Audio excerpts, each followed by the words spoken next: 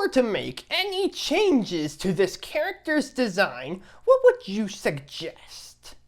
How about making the head slightly bigger, with bigger eyes, and big, thick, bushy eyebrows? Wait, what?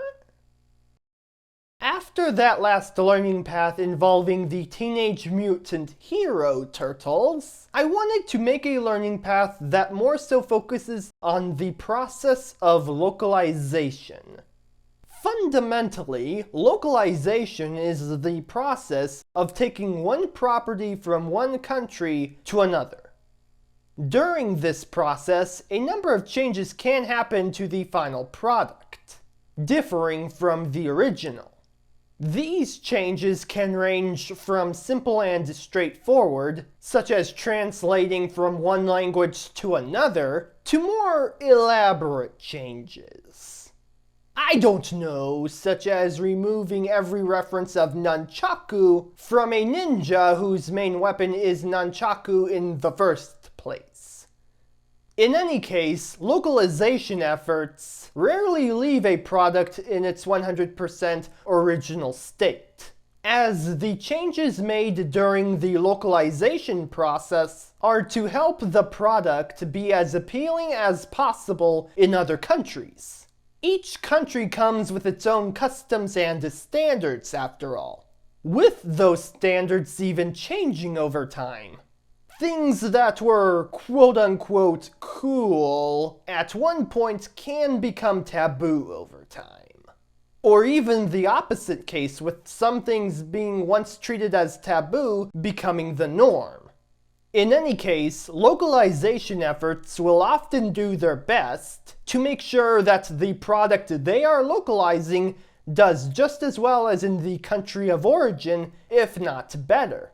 Whether or not these changes help a product ultimately boils down to speculation, though it is nevertheless an interesting experiment, or rather something to think about.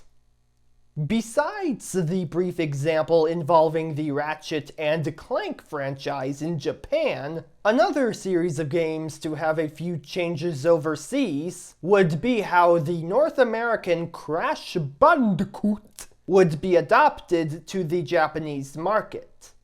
In this case, it would involve changing his appearance of how he looks on the video game cover art, as well as a series of exclusive promotions for Crash. The first of which is, again, the cover art. You see, at the time in the mid-90s, around 1996, if not a bit before that, Sony executives from Japan weren't interested in the character. The primary reason being that they didn't feel that Crash was quote-unquote Japanese enough to appeal to their market. In the same way that other video game characters such as Mario and Sonic the Hedgehog were also able to appeal to the Japanese market. So after some time of, let's say, studying Japanese anime and manga, Andy Gavin of the video game developer Naughty Dog approached artist Charlotte Francis, who had handled the previous renders of Crash Bandicoot, to redesign Crash based on a few suggestions that Andy had. Now with these newfound changes, Naughty Dog showed Japanese executives an updated printout after the render was finished. After which, Crash would then be primed for Japan, with various promotions. One such type of promotion that would become quite notable for Crash would be the commercials that feature Crash and other characters doing a fun little dance.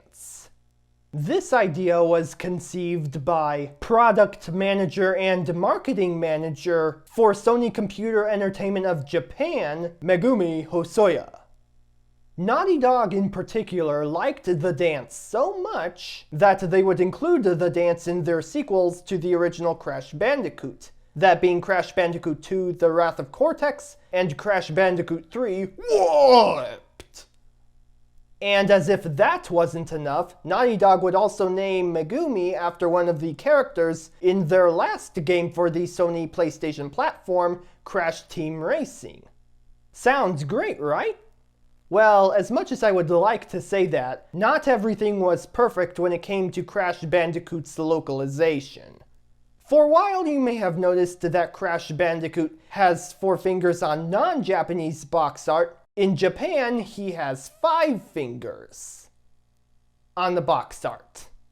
You see, there was a subclass of people in Japan referred to as the Barakumen, who would often be tasked with occupations such as being meat packers, butchers, and undertakers. These people were looked down upon in Japanese society, with 4 fingers becoming a symbol of that discrimination. I guess that work wasn't necessarily the safest, if you know what I mean. But in any case, those looking to introduce their 4-fingered characters in Japan would often require these characters to either have an extra 5th finger or lose a finger to at most 3. Though I've personally seen more of the 5-finger option. This treatment of the amount of fingers, however, does seem to differ from whatever artistic medium it is in. Because while Crash and his sister Coco may have 5 fingers on most Japanese box art variants, Crash himself nor anyone else would undergo any physical design changes to accommodate the 4-finger thing. In-game, that is. Gameplay exceptions aside, there would also be the Crash Insane Trilogy cover where he has 4 fingers, as well as this live-action commercial to promote Crash Bandicoot 4, It's About Time. On one last bit of trivia, It's About Time was not the first game to be called Crash 4.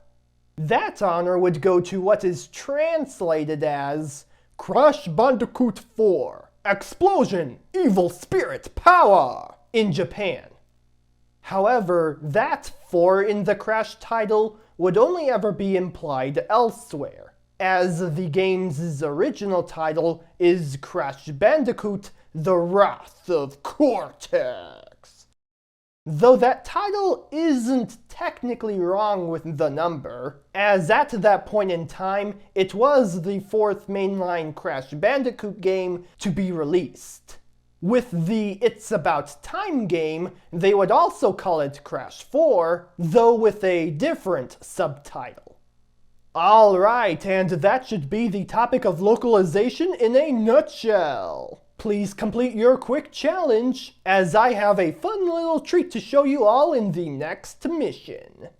Until that time, however, I wish you all a nice day. Bye!